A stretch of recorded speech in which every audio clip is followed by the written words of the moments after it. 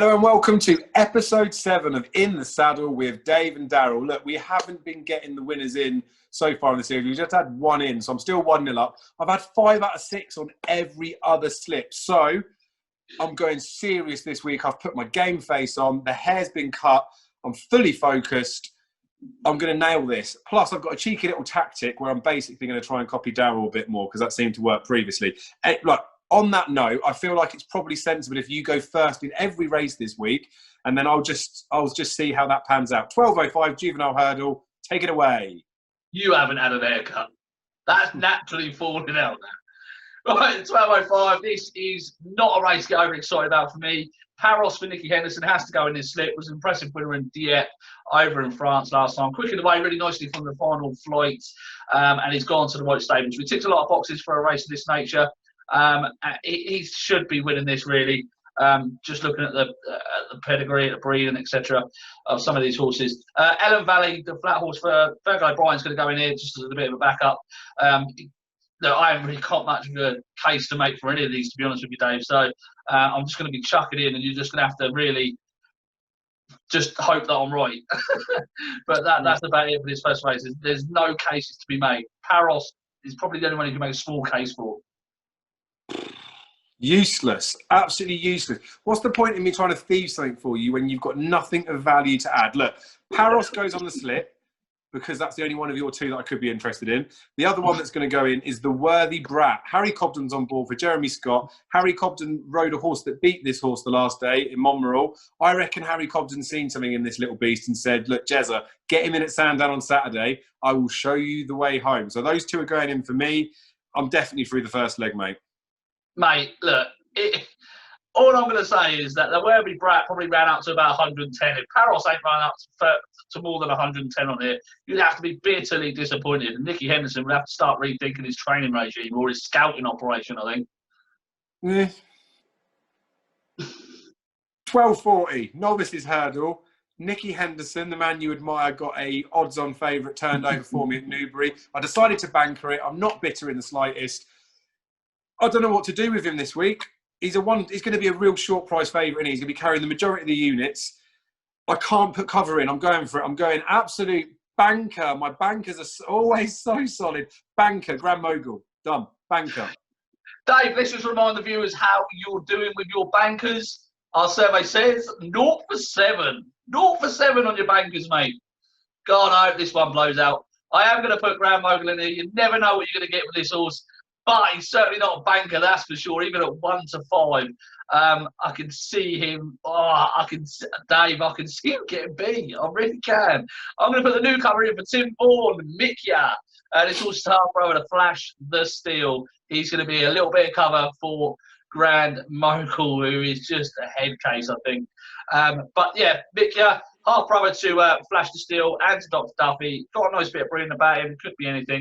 He has to run to about a mark of 125. Now, that is a big ask for any horse on their debut, but it doesn't mean to say Grand Mogul is going to run up to 125 by any stretch of the imagination. So, Mikya and Grand Mogul.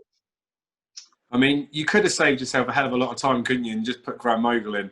Let's be honest, like you've touched on it there, he's not the most reliable. He probably is a bit of a dog, but I reckon if my dog ran in here, he'd be running second to Grand Mogul. That's how bad the other three are in the race. Look, let's move on. 1:15, Novices Handicap Hurdle. I'll probably need a bit of help, mate. Do you want to go first? Hey, you got to start doing your prep, mate. You got to start doing a little bit of prep here. It's not, you don't even bring the good looks to the videos. You know what I mean? What are you bringing in? I'm too much of a snob. It's 0 to 120. We got bombed out of Wetherby when it was a fairly low class of race, wasn't it? So I feel like I'm going to have to go in with plenty of cover here. So I feel like if you talk first, I'll get less abuse because of it. So off you pop. All right, we'll start naming your tagline: blowout bankers and a bold head. How about that? Right, 50 ball for Gary Moore is going to go in here. I'd like to drop back to 2 miles. Held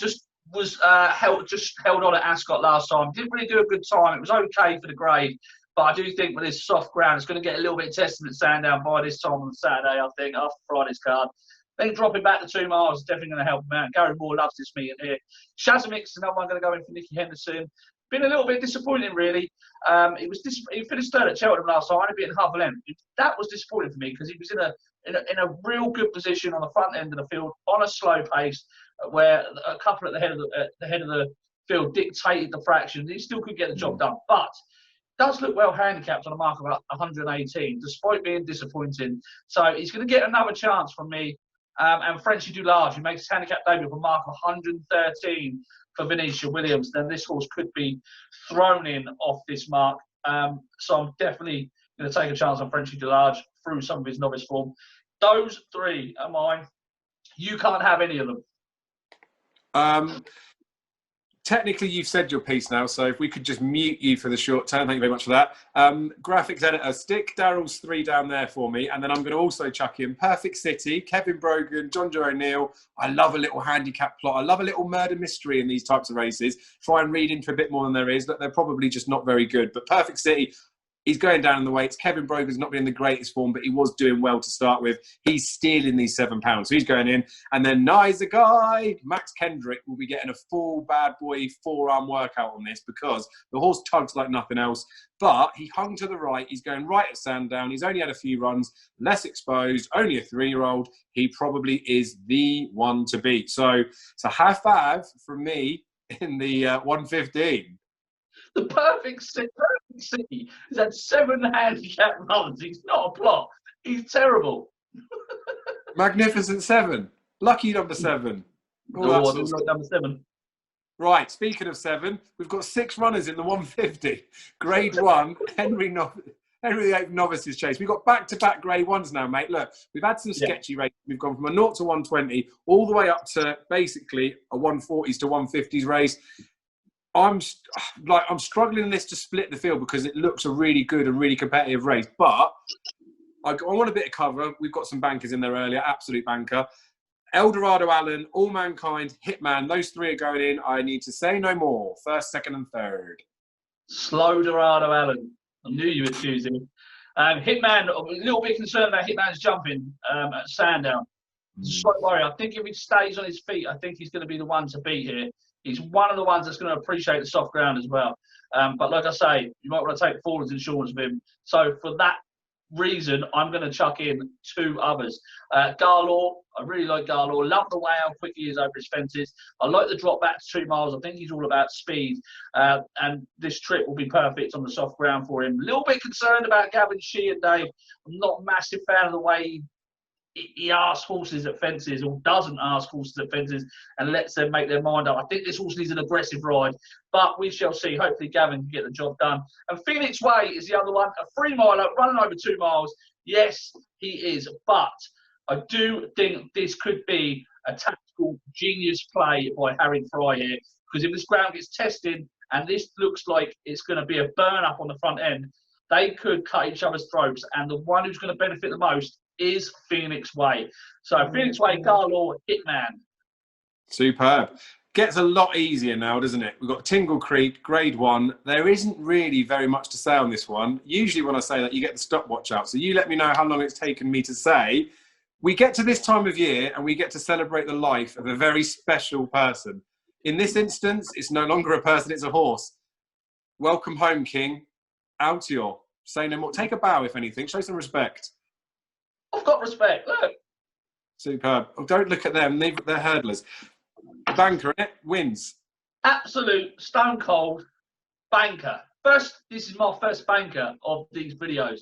Oh. Altior, banker, loving the death.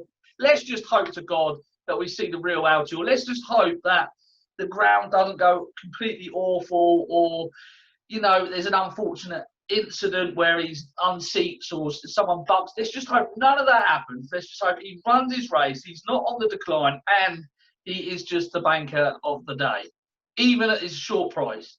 Yeah, and he really is. I feel like there's races to try and take on some of these shorties, and there's races where you put the cover in, you're actually playing a negative bet on there because he just wins. We've said too much. I said I was going to keep it short. One I can keep short is the final leg, the 3 o'clock. Look, the card looks fairly straightforward to get to this point, and it doesn't particularly get any harder for me at this point.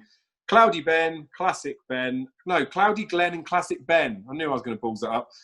Classic Ben won off this mark at the track. Admittedly, it was over a shorter trip, but was seriously well punted that day. You ain't going to get anywhere near that sort of price again this time, but Plotty and Cloudy Glen probably just wins. So between them two, I'm going to get first and second. So they're both going in. Yeah, I actually totally agree with you. I like Classic Glen and Cloudy Ben, like you. Cloudy Glen and Classic Ben. I think if you're on one of them two, I think you're going to be in the first three. So I think that's it. That's it completed. I think, Dave. I think we've absolutely blown it out of the water. We've absolutely nailed it, haven't we? And the beautiful thing about Colossus Bet Syndicates is you can buy into ours. We've done all the hard work. Look how much effort we put into this.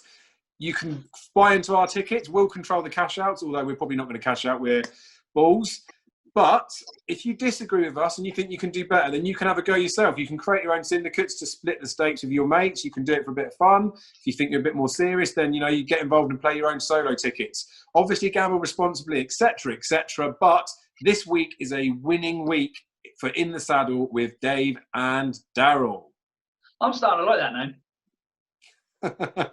We ain't going to be able to use it much longer, mate, if we don't get another bloody winner.